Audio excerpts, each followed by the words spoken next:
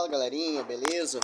Walter Fernandes, desde já peço que deixe o like, se inscreva no canal. Tem vários conteúdos de moto de baixa cilindrada, motocicletas de alta cilindrada também, né? Baixa, média e alta cilindrada. VFA Motopeça, Tilo Vivaco, Espírito Santo, VFA Tuber. Se inscreva no canal, por favor, ajuda a gente a crescer. Vou dar uma dica aqui, essa dica aqui não é para profissional.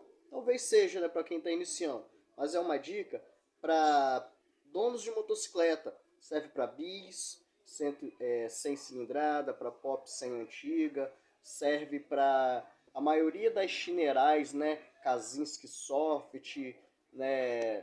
Todas essas motocicletas que possuem esse tipo de motor aqui, ó, tipo da bis 100. Pessoal, barulhinho de corrente de comando, tá? O dono da motocicleta trouxe ela aqui e queria saber se o problema era corrente de comando.